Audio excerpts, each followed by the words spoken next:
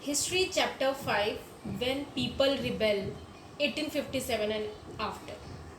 जब जनता बगावत करती है 1857 और उसके बाद 1857 को हम कहते हैं आज़ादी की पहली लड़ाई, फर्स्ट वॉर ऑफ इंडिपेंडेंस, क्योंकि इस 1857 में सबसे बड़ा रिवोल्ट हुआ था, सबसे बड़ा विद्रोह हुआ था, सबसे बड़ा विद्रोह।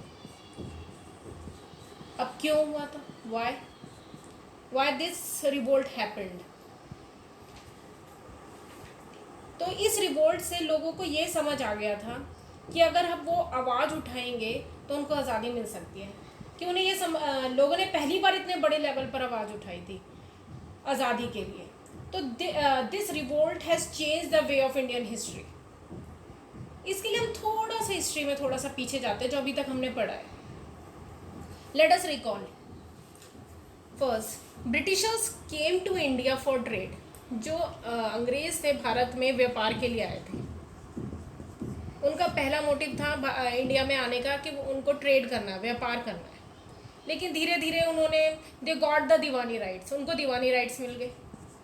अब दीवानी राइट्स का मतलब क्या होता है? दीवानी हक मिल गए इनको।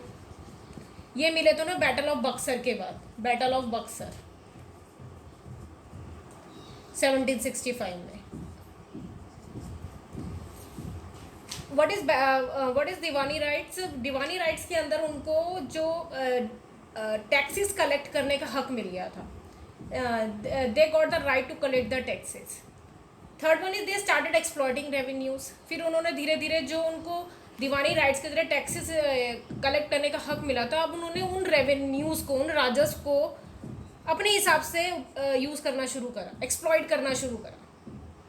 उन्होंने हमारे ऊपर हमारे राजाओं पर, लोगों पर अलग अलग पॉलिसीज़ लागू करी, जैसे subsidiary alliance,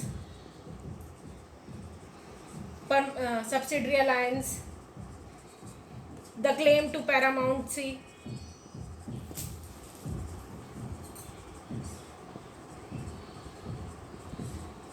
doctrine of lapse. अब इन पॉलिसीज़ का हमारे जो राजा रानी थे, जो हमारे किसान होते थे, लैंडलॉर्ड्स होते थे, और जो हमारे आदिवासी लोग होते थे, ट्राइबल्स होते थे, हमारे सैनिक होते थे, सब पे इसका अलग अलग प्रभाव पड़ा। जैसे जो सब्सिडरी अलायंस में जो हमारे जो लोकल रूलर्स होते थे, उन पे क्या अफेक्ट पड़ा कि उन्होंने सब्सिडरी अलायंस के अंदर हमारे राजाओं की जो उनको कह दिया कि उनको ना अपनी आर्मी नहीं रखनी है। वो सिर्फ अपनी जो राजा होता था अपनी आर्मी नहीं रख सकता था। जो हमारे को जो सपोर्ट जो प्रोवाइड करेंगे वो ब्रिटिश आर्मी सपोर्ट प्रोवाइड करेगी, आर्मी प्रोवाइड करेगी, और उसके बदले में वहाँ के राजाओं को पूरी उनकी ब्रिटिश आर्मी को फाइनेंस करना होता था। तो इस तरह से अलग अलग पॉलिसीज़ का अलग अलग लोगों पे अलग अलग प्रभाव पड़ा।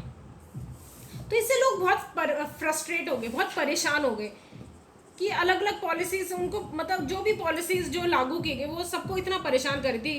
ट्राइबल लोगों पे, जैसे आदिवासी लोगों पे वन कानून लगाए गए।